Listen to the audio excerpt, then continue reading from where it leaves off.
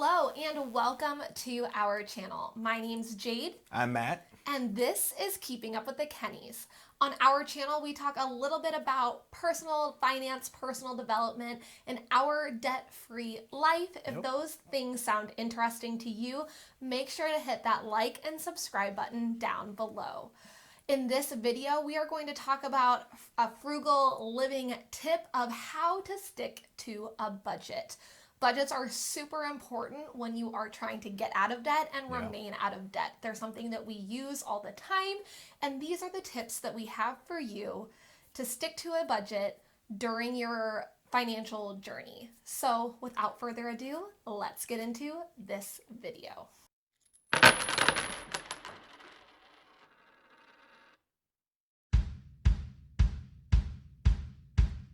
So budget tip number one is to formulate a budget before the beginning of the month. You want to know what expenses are going to be going out throughout that entire month. You know what's going to be. It's usually the same every single month, barring any unexpected circumstances. You know what your insurance is going to be, what your food roughly is going to be, and if you don't, you need to try to iron that down and know how much money is going out for food, your mortgage, rent, etc., phone bills, anything. Make sure you budget that out so you know how much money you have left over, so you know how much money you can work with leeway wise. Okay, so tip number 2 is something that we started doing when we moved out, and that is to budget by paycheck. So this works really well if you get paid weekly or bi-weekly or even monthly, and you budget per the paycheck that you receive. It works flawlessly, and it is so important to start doing. All right, so budget tip number 3 is to allot money for fun and recreational activities. So assuming that you are debt-free at this point, you need to make sure, we got to have fun, right? You got to live your life and enjoy it. Not every day should be a grind, right? You should work to live, not live to work. Yep. So you need to make sure after you budget all your bills and allot all that money for your monthly budget, you're going to have money left over. So you can allot that to whatever you need, extra clothes, or if you want to go on a trip, or just daily recreational activities. My wife and I, we like to go out with friends and go do escape rooms. And so fun. Yeah, so sometimes the schedules change, but we know usually we try to do at least one a month, if not one every other month. So we have a little sinking fund for it. It's usually about $25 a person. So we just keep $50 set aside. Into a little fund that we know, okay, so if our friends and us, we decide we want to go do one, we already have the money saved. So allot money, put it away into a sinking fund for just anything. It doesn't have to be specifically for one activity. Just set money aside so you can enjoy your life and go do fun things with your friends and family. Yeah, it allows you to spend without having guilt associated with that spending. A budget is supposed to give you freedom. It's not supposed to constrict you. Yeah. And allotting for fun and recreation definitely gives you more, you feel like you have more freedom with the money. And a lot of people feel like budgets constrict you. It's which like suffocating. It doesn't, because the way you view it is that, well, I got a budget for all these things. I'm not going to have money for fun things. Yeah. Well, it's not actually true. You need to view it in the opposite way, which is the correct way to view it, because if all you do is enjoy your life and have fun, you ain't going to pay your mortgage, rent, food, bills. Yeah. And then if you don't have a home, that's going to cause a lot more stress than not be able to pay your bills is going to cause more stress than not being able to go to the movies this weekend. All right, so that brings us into tip number 4, which is to think purchases through for a minimum of 72 hours before making it. I have personally delved this into even little tiny purchases. It used to be big purchases for me. Yeah. However, it has now pretty much, I see a shirt at Target when I'm walking by and I really like it. And I'm like, well, if I think about that shirt in another 72 hours and I'm like, I really need that. Yeah. Which never happens. I can promise you, once I've stepped out of the store, stepped out of the thought of I need that, I want that, that's super cute. I leave, I go home, and I'm like, I have cute clothes at home, I'm good. Yeah. I think about every purchase that way. From a t-shirt to even we just had to go buy a new car and I lost out on a car because I needed to think the purchase through. Yeah. I needed to walk away and think, because I am not somebody who will ever buy something under pressure. And I know car sales are kind of a pressure driven sale because you can walk away and that car will be gone. That happened to me. I cried. It was a lot, but I ended up getting a great car. There will always be another. Whatever item you're looking at, never feel pressured to buy anything. Always think things through. Yeah, and if I can add on to that too, if you wait 72 hours, you can. I'm a guy that I constantly have to review everything. I review like the ratings and the products, but I also price check everything, and it's built ingrained into me. I'm probably thanks to my mom, but I always try to find a better price, and that time frame gives you that ability, because I can't tell you how many times I'm in the store and I'm like, oh, I want that, and it's on sale, and I'm like, okay, well, let me, instead of spending an hour and a half in the store, which I've done that too, just checking, I've walked away from it, and a few hours later I found it for a better deal, for cheaper. And if I would have bought it right then and there, it just would have been more of a hassle. But well, Matthew, you can return it. No, because most likely you're not going to, because if you don't find a better price, you're like, oh, well, I bought it, it's fine, whatever.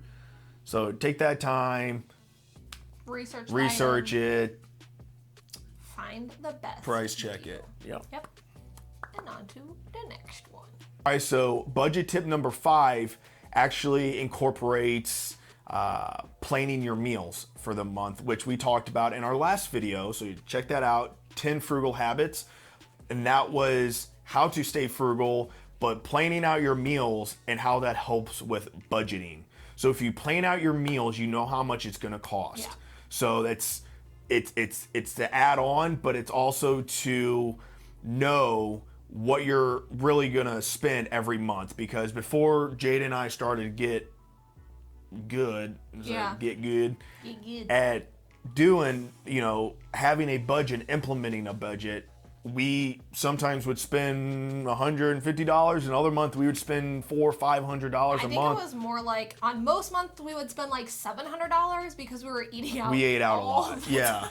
Yeah. So that if you can plan out your meals, you know what items you're going to go into the store and buy.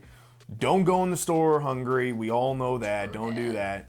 But if you know what you're going to eat and you plan out your meals, you can say, okay, well, this is going to cost me $300, and you can stick to that, and you're good. And you save a lot of money that way. Yeah, So and it that also helps with gives your you the budget. option to, like Matt said with the last tip, shop around, because if you know what you're making, then you can maybe buy certain things at one store because you know that they're the cheapest there, and then buy other items at another store, because once you get in the habit of making your own food, you kind of get a source of what are the things you make the most often. You make them all the time. You might make an adventurous meal here and there, but like you mostly have a pretty set array of what you make. A set menu. Like you know what you're buying. You know pretty much you can shop around and find what the best deals are, and it just makes things easier. So definitely planning out your meals is a huge way to help you stay on budget. All right, and wrapping up this video, we are on to habit number 6, which is create no spend days, no spend weeks, no spend months. Some people even go as far as no spend years, which is cray. But this doesn't include obviously food, your utility bills, other things like that. This is like going to Target and I got all Don't go to Target. This does not include things like your utilities or things you need like food. This is strictly talking to wants. So this cuts you off from wants versus needs for an entire day, week, month. So when we say day, like you're gonna pick a day of the week And maybe you do it for a month, maybe you do it for a whole year. Mondays are out. Like, you do not go to Target, you don't online shop. Mondays are a no spend day. You don't go buy lunch while you're at work. You don't stop and get a coffee on your way to work. Mondays are out. Thursdays are out. Whatever you decide. A week of the month is out. The first week, second week, third week, whatever you want to do. And then, or you pick August as your no spend month and you stick to it. And it just allows you kind of a reset. And I've kind of started doing it a lot on my own. We're going to try and start doing it together as like no spending for, I would like to try and do no spend months personally, because I think that it just gives you a really good reset of what's actually important, what are the things you need, what are the things that you want, because the things you need don't take away from your big long-term goals. Things that you want take away from those things, because you want a certain object. You have to take money out of future you and the investment that you're making into yourself in order to pay for that thing right now because you want it.